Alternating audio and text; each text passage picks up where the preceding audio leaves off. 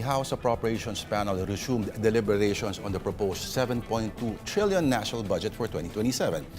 To discuss that and other pressing topics of the day, we have Akbayan Congressman Percy Sandanya live in the studio. Kong Percy, welcome to Political Beat finally. Yes, finally. Nandito na rin tayo sa wakas. Alright. Ano yung ibig sabihin ng... This one. Yes, oo. oo. This is a pride symbol. No? Gawa ito ng Bahaghari Love Bands. Isang retired creative na ang pinagkakabalahan ngayon ay paggagansilyo. So ito yung isa sa kanyang mga produkto. Very therapeutic daw yung paggagansilyo. Yes. Hindi ko natatanungin kung ano yung logo yung nandito sa may isa. Yes. Oo. Alam mo na. Yes. Oo. Mhm. Okay. Kanina, naglabas ka ng statement sa hearing, no?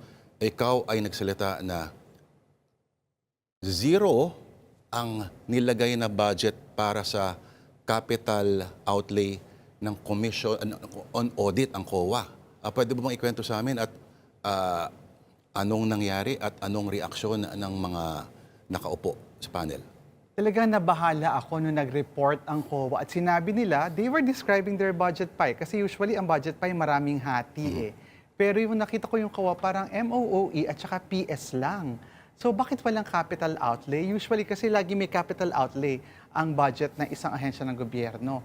Tapos ang tinanong natin ang chair ng COA, sabi nilang gano'n, nag-propose sila ng capital outlay pero zero ng executive. So paano sasabihin ngayon ng gobyerno na priority nila ang anti-corruption when yung isa sa anti-corruption frontliners mo, ang COA na dapat nagbabantay at sumusuway doon sa mga corrupt, eh hindi mo binigyan para sa capital outlay. Mas lalong sumakit yung loob ko nung tinanong ko, saan niyo po ba gagamitin dapat yung capital outlay? Sabi nila, kinakailangan nilang bumili ng hardware at software para mas maging efficient ang ating auditing system. Yung kanilang Information System Strategic Plan, yung ISSP. Yes. Para sa mga ano ang ibig sabihin ba ng capital outlay? Parang negosyo ang Ayan. or yung mga aling tinay na nakikinig. So sa capital outlay, kasama dyan yung pagbili ng mga equipment, pagpapagawa ng mga bagong building, kasama din dyan yung pagbili kahit ng sasakyan. No? So in this case, kailangan nila yung capital outlay para bumili ng hardware at software. Kasi nga gusto na ating mga auditors, given yung nangyari na matinding korupsyon, mag-step up to the challenge of really addressing yung corruption through proper auditing. Kasi hindi lang pwedeng tama yung auditing, dapat timely din para na sa ganun, mahabol, mabawi yung mga ninakaw sa kaban ng bayan. So, kaya ngayon parang kino-question ko, totoo ba na priority ng gobyerno ang anti-corruption? Eh hindi mo nga binigyan ng budget for capital outlay ang COA. Binanggit pa naman sa SONA. Yes, binanggit pa sa SONA. 2 SONA na siyang binabandera ng Pangulo. Tapos yung masakit pa, na kasi last year, naalala ko, parang tinanong natin, so ilan po ang nakatutok no, sa pag-audit ng mga flood control funds dyan sa bandang Bulacan? 2 auditor lang daw. Kasi yun lang ang kaya nilang i-expend na tao. Sabi naman ngayon ng COA, pinagbigyan naman daw yung request nila for additional personnel doon sa PS. Pero sa dulo, nung tinanong ko yung actual numbers, they asked for, I think, 716 additional personnel. Ang binigay lang ay 332, not even half. So, trilyon-trilyon yung nawawalang pera sa atin, pero ayaw nating bigyan ng investment para palakasin yung ahensya na dapat nagbabantay sa korupsyon. I see. So, yung Department of National Defense naman, yung ano kanina, no? Pag-uusap kanina tungkol sa kanilang budget, ang sabi mas mataas pa daw overall yung budget ng MUP compared doon sa AFP Modernization Plan. Well, syempre cause for concern yan. Kaya marami ang nagbahagi na na-alarma din dito sa pangyayaring ito. Pero sa dulo kasi talagang yung budget, kinakailangan ma-appreciate na ating mga kababayan.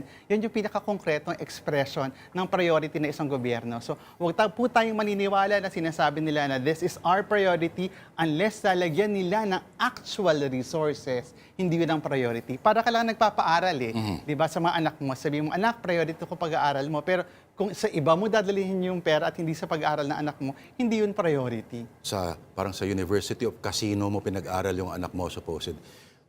Putting your money where your mouth is. Yes. At ang sinasabi nila, ang national budget is the expression of a nation's soul, supposedly. Correct. At anong klaseng kaluluwa yon kapag tinignan mo yung current budget ngayon, yung top 5 losers, yung pinakamalaki ang budget cuts, karamihan ay social services. DepEd, DOH, even DOLE, I think, and DA, nandun doon sa mga top 5 na yon. So, bakit social services yung binabawasan natin sa panahon na nahihirapan ang mga kababayan natin at kailangan talaga nila ng serbisyong pampubliko? Anong mga ahensya ng gobyerno tingin mo ay dapat naman, kumbaga, ahitan ng pondo? Well, maraming dapat ahitan ng pondo. Halimbawa, pangunahin dyan yung ahensya ng gobyerno na kilala na laging batbata ng corruption, no? Hindi dapat napupunta sa pagnanakaw sa kaban ng bayan yung pondo natin na kailangan. So, halimbawa, even yung usapin ng infrastructure, kailangan natin ng infrastructure for economic development. Pero dapat yung infrastructure program natin nakabatay sa maayos sa development plan. Hindi lamang sa kapritsyo ng ilang mga nasa pwesto. So even that, kailangan i-rethink yung buong DPWH budget. Ito ba talaga yung kailangan ng bayan ngayon for development? O ito lang yung ginagawa kasi ito yung nagsiserve no sa needs ng mga mas ang leaning ay patronage politics. Nabawasan na nga yung flood control, parang 150 billion na nga lang yata. Kawawa naman sila. Grabe, di ba? Maghihirap ang mga contractors. Ano na lang ipapakain nila sa mga... Paano nila papagusulinahan ng kanilang mga private yachts at private planes? Mahal-mahal pa naman ang gas ngayon, Percy. Oo. Okay, ito pa, ang tawag dito. Ikaw ba ay sang-ayon doon sa panawagan ni Navotas Representative Toby Chanco na magkaroon din ng eksaminasyon o ilanta din ang gastusin ng Kongreso mismo? Well, ano naman, sa dulo, lahat dapat dumadaan doon sa proseso ng budget deliberations. Mula sa komite hanggang sa plenaryo. So, ang Kongreso bilang isang unit ng gobyerno na nagtatap into the national budget, marapat lamang na dumaan din sa ganong proseso. Okay. Gusto ko ito sinabi mo.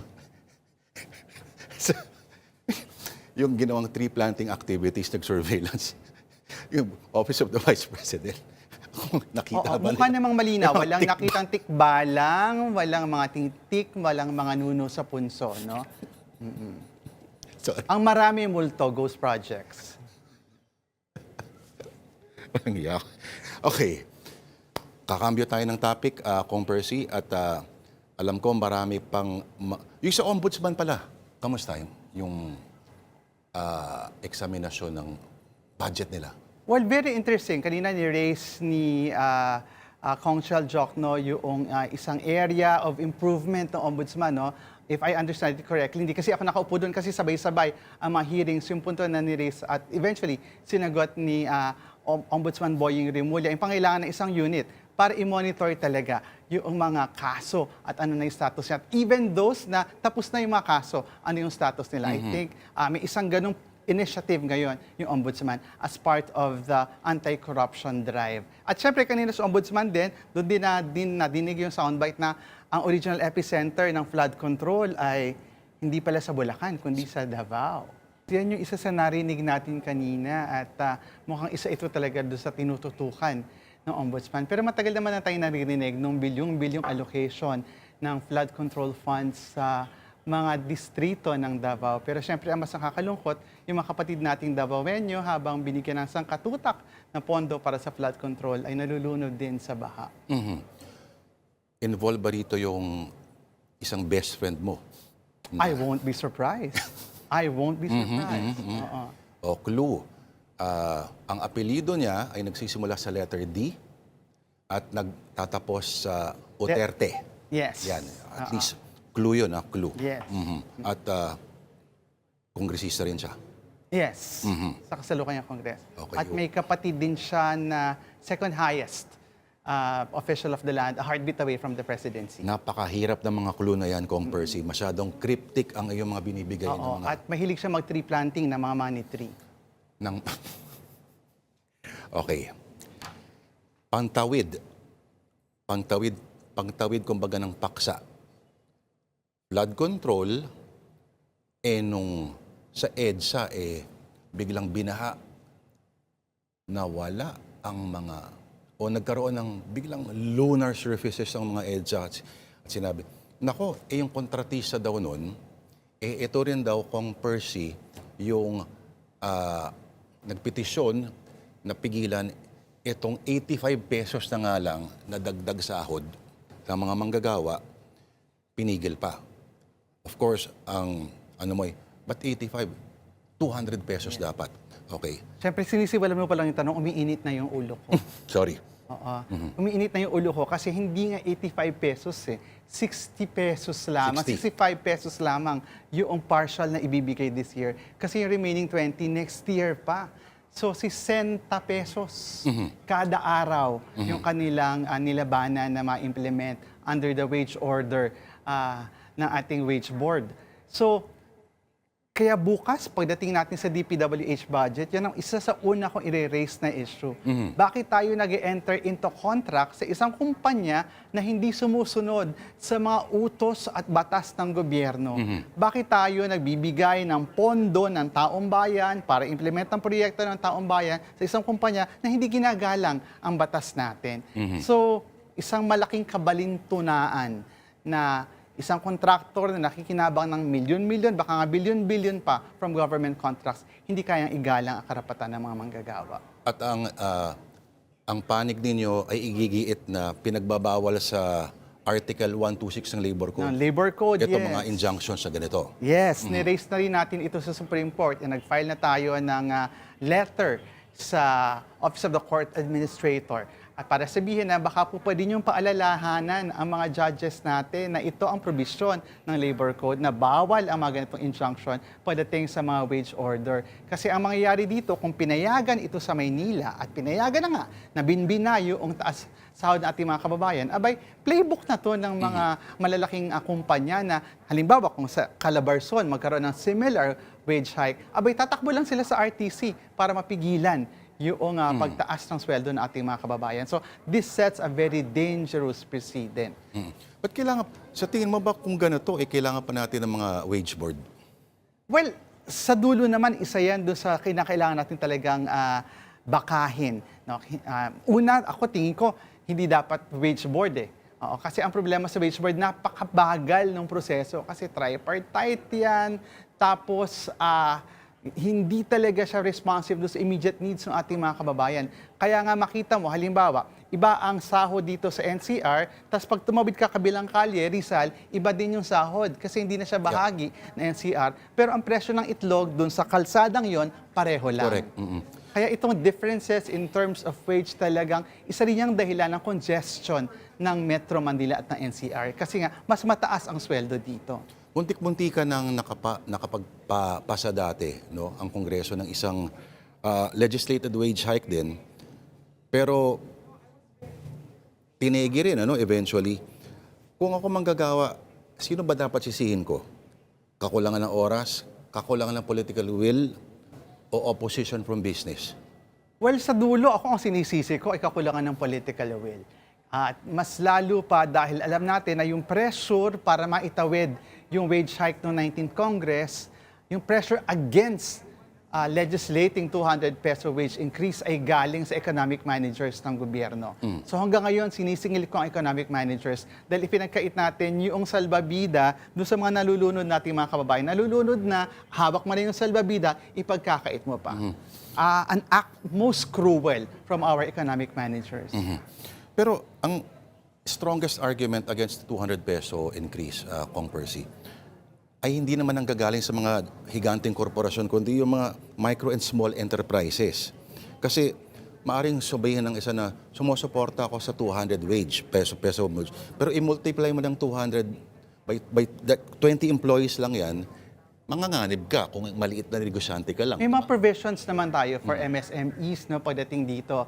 Pero sa dulo, ang talagang alam natin na pangunahing push for against the wage increase ay galing dito sa malalaking mga korporasyon at kapitalista. Case in point, itong dalawang construction firm, hindi ito maliliit na mga kumpanya. Ito ay malalaking kumpanya na maaaring nga milyon-milyon, bilyon-bilyon ng assets, pero ipinagdadamot pa yung 60 pesos mula sa ating mga kababayan. Okay. Ang 200, of course, sa economic managers ang galing yan. At abangan natin ang susunod na kabanata ko. Oo, talagang nakakatakot itong nangyayari ngayon kasi kung hinarang yung 65 pesos dito sa Maynila, sigurado ako gagawin din yan kapag nangyari sa iba pang mga lugar sa Pilipinas. Ito nga NCR lang pinag-uusapan natin pinagdamot pa. Sino kaya dapat humingi ng apology dito? Pero sinabi mo dati, na ito, bilang pangtawid din sa sunod na paksa, apology is not accountability. At ikaw ay desididong sampahan ng kaso itong principal ng isang national high school sa Masbate laban sa kanyang post, no? Pangungutya sa 3 tao.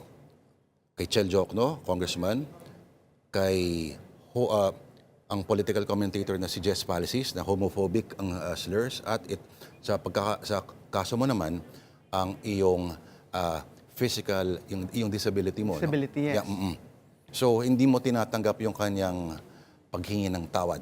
Kasi walang pinagkaiba ito doon sa panghingi ng tawad noong unang gumawa ng portrait, no? Yung Richard Art, yung kanyang Facebook page, more than 100,000 followers, na para bang nagsalita lang siya, nanghingi daw ng tawad, pero hindi pinanindigan na kinakailangan may accountability sila. Ako nga tingin ko yung unang public apology ng page na yon ay natakot lang na mababasa ng followers o kaya naman ay ma-cancel publicly.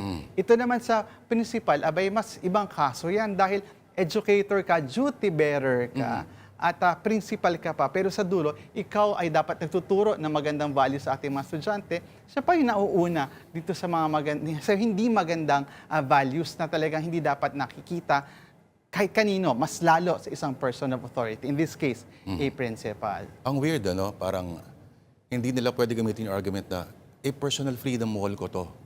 Kasi dahil sa trabaho nila, no?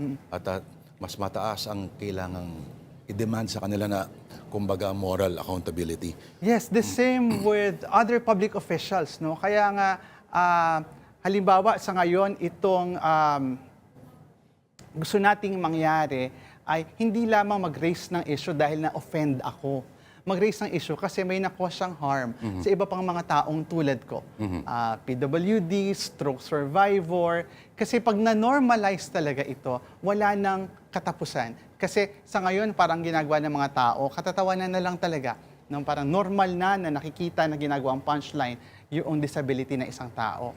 At kinakailangan na talaga i-enforce natin yung Magna Carta for disabled persons or Magna Carta for PWDs. Kinakailangan natin talaga i-exercise yung full extent ng law para mapigilan na itong vilification at saka itong stigma against people with Sorry, disabilities. kung anong status ng Magna Carta na yun?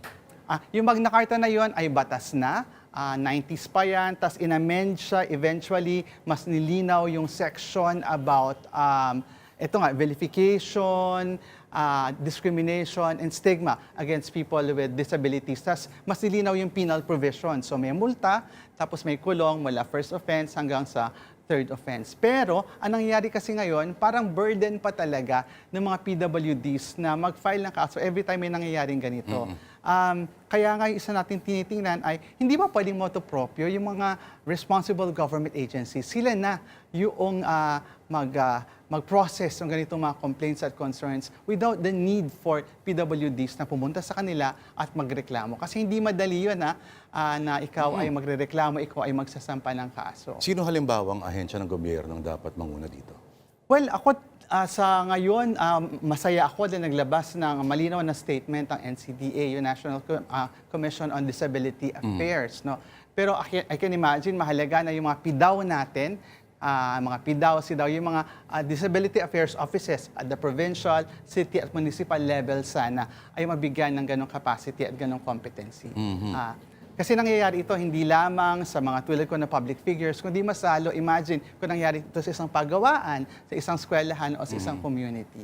At sa mass media ba, sa tingin mo, medyo nabawasan na at least o medyo na-control na nila? Kasi once upon a time, Once upon a time, open oo. season talaga Oo. yan. Oo. Oo.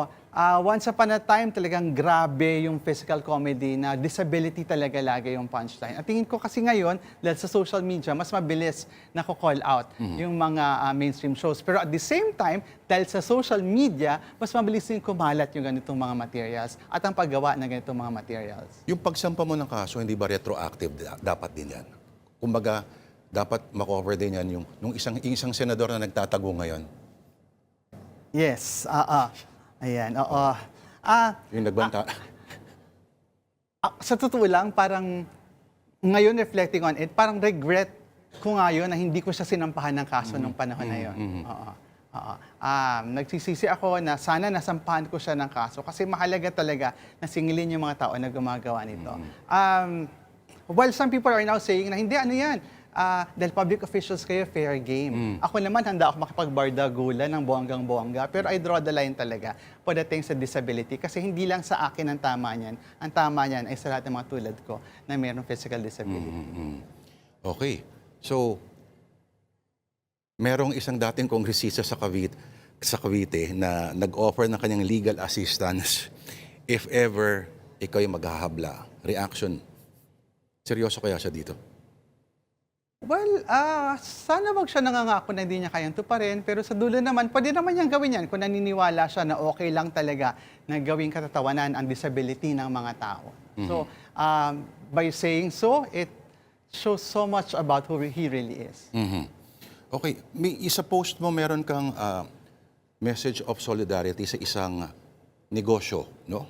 Ang mga manggagawa ng isang negosyo na may 3 letra. Yes, nagsisimula sa letter D, nagtatapos sa HL. Yan. Itago natin lang sa pangalang ganun yung kumpanya, no? Yes. Ano bang status ito ngayon? Well, itong kumpanya na ito na nagsisimula sa letter D na mayroong initials na 3 letters, nagtatapos sa HL, mayroon silang grupo ng mga manggagawa, isang workers union, na nagsimula mag-assert ng kanilang karapatan to organize at eventually nagkaroon ng certification election, na-recognize yung union at nung panahon na mag-negotiate sila ng kanilang CBA o Collective Bargaining Agreement, abay, dito na bigla nagbago ang ihip ng hangin. Sinabi na tatanggalin, isasarado na daw yung kanilang planta kasi daw hindi nag-renew ng kumpanya, hindi nag-renew ng kontrata yung isang kumpanya na kanilang pinagseserbisyuhan. Pero, a few months before that, in-announce pa nitong kumpanya na ito na yung kanilang kliyente na ito ay nag-renew ng 3-year contract. So sinabi na redundancy daw. So malinaw ito na union busting. Palibhasa ayaw makipag-CBA, kaya ang gagawin na lamang ay isarado yung planta na ito sa sukat. So ongoing itong strike ngayon ng DHL United Workers Union dyan sa may sukat. Kaya po kung kayo ay madadaan sa East Service Road, ang pakiusap po natin, if you can stop for a while at express po yung solidarity sa ating pong mga manggagawang nagpipiket doon. Mahalaga po kasi na, sabi nga ng isang kaibigan ko, parang kinuwento ko to sa kanya, sabi niya, alam mo, at this day and age, meron pa palang union busting. Sabi ko, oo, mas matindi ang union busting at this day and age. Kasi kita talaga natin na every time mag-attempt mag-organize sa manggagawa, ang unang response ng management ay isarado yung pagawaan. At ano na lang bago? Oo. Yes. Alright. Ikaw ba so far, ito, kakabig naman tayong topic, ikaw ba'y satisfied sa mga latest explanations na wala raw mga AI hubs na itatayo sa Pacsilica? Well, ako yung una nagtanong kahapon sa DTI during their budget deliberations about Pacsilica. At doon sa kanilang sagot, hindi na-assuage ang fears ng taong bayan. I asked them about the fine print in the agreement. At doon sa paliwanag nila, mas lalo tayong nabahala. Kasi halimbawa, isa sa sinasabi ng DTI, without addressing directly the question about the AI hub, ay yung daw mga contractor na kausap ay magdadala ng sariling capacity nila for power generation at water management. Sabi kong ganun, kung water management, hindi naman sila magdadala ng galong-galong tubig. Doon din sila magtatap from the very same water table na ginagamit ng mga communities. So that's number one. So ibig sabihin, hindi totoo yung sinasabi na hindi maapektuhan yung power at yung water supply ng community. Tapos pangalawa, binabanggit din nila na hindi lang naman daw doon sa Tarlac ang site. May iba pa daw na mga sites. So, ngayon sabi namin, i-submit nyo sa amin dito sa Kongreso, saan pa yung ibang sites? Kasi nangyayari ito na mabilis without them disclosing ano yung details. So, bakit nagmamadali? Ano yung tinatago? At yan yung kinakailangan malaman natin in the next few days, especially during ngayong budget deliberations. Speaking of that, ano-ano pang mga babantayan mo ng talagang matinding-matindi sa mga susunod pang hearings? Well, tayo yung nakatutok dito sa DPWH, particularly dito sa flood control, at kung handa na ba sila in terms of their system para tiyakin na wala ng leakages, wala ng corruption, wala ng pag-recycle at paggamit ng licenses ng iba't ibang mga contractors, kung nasawatan na ba nila yung sindikato sa loob ng kanilang ahensya. Isa pa nating tututukan itong budget ng edukasyon. Kasi while sinasabi na number 1 ng education, nakita natin na hanggang sa ngayon ay parang kulang na kulang pa rin yung efforts to build enough classrooms. The past few years, nakita natin halos hindi gumagalaw yung classroom backlog ng ating bansa. At ang sinisisi nila kung ano mga technical reasons. Sabi ko ang ganon, meron tayong learning crisis at bahagi niyan yung kakulangan ng physical learning spaces. Bakit even that very basic hindi natin matugunan ng tama? Isa pang tututukan ko, agriculture. Sa panahon na kailangan natin address ang food security, bakit bumaba pa ang budget ng Department of Agriculture? Kailangan ng mga magsasaka na naghihingalo na ngayon na assistance, bakit kinakalambawasan ang budget sa DA? So, I'm very alarmed by the kind of budget that has been presented to Congress. Parang sa dulo, hindi yung pangangailangan ng ordinaryong mamamayan ang tinutugunan. Para siyang manhid dun sa needs of the people, lutang na lutang siya sa reality. In times of crisis, we do not need a budget na tinapyas ang social services. Yung title pa naman niya, people-centered, di ba? People-centered at inclusive budget, etc. etc. Ang sabi pa nga nila, ibig sabihin daw ng DBM ay ang dapat budget makatao. Pero nung nabasa ko yung NEP, sabi ko ang DBM pala ay di ba manhid?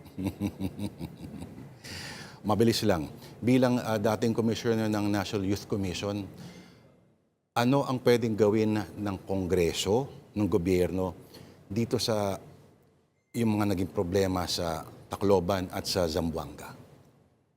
Kahapon lamang pinag-usapan namin yan sa plenaryo kasi merong maraming nag-privilege speeches and I had the opportunity na mag-interpolate doon sa unang privilege speech. Doon nga binahagi natin na kinakailangan sa lalong madaling panahon nagpasa tayo ng batas para una, iayos yung usapin ng gun ownership at gun ownership management sa Pilipinas. Kasi papaano ang pumapatay sa ating mga estudyante ay mga government-issued firearms. Na nakuha lang sa mga napabayaan lang na firearms ng mga kamag-anak. Kailangan ba natin Na uniform personnel. Yes, kailangan ba natin na mas matinding parusa? Kailangan ba natin na review ng policy? At kinakailangan talaga, kahit nga yung access dito sa mga firing range, gawing mas stricto. No? At, Marunong bumaril yung bata. marunong bumaril nga yung bata. Kaya nakaka-alarma talaga itong nangyayaring ito. At kinakailangan talaga mag-declare ng gun-free zones in specific areas. So, particular sa mga areas of learning like schools. No? Pero yung isa pang kailangan, at ito yung talagang kita ko na hindi handa yung education system natin, mental health support. Sa dulo, andyan yung usapin ng access to guns, pero malaking issue din yung mental health condition ng ating mga kabataan. Sa ngayon, tingin ko wala pang sapat na kakayahan ang DepEd, given the current resources, para tugunan yung mental health support sa ating mga kabataan. Ilan ang eskwelahan na mayroong aktual na functioning guidance counseling system? Ang alam ko nga sa mga eskwelahan, kadalasan designated lang ang guidance counselor. At iba pa ibig sabihin ng pag-guidance, mag-guidance ka. Yes. Eh, ganun. Oo. Tapos ano yan, designated, may isang teacher i-assign as a guidance counselor. Na hindi naman trained. Oo. So sa dulo talaga kailangan, hindi lang whole of government, whole of nation approach to address this concern. It takes a whole village. Ika nga. Alright, on that note, napakarami pang pwedeng pag-usapan, pero alas, bitin ang oras. Maraming salamat. Representative Percy Sendanya ng party list na nagsisimula sa letter A at nagtatapos sa bayan. Ayan. Perfect. Perfect. Perfect. I love it. Oo.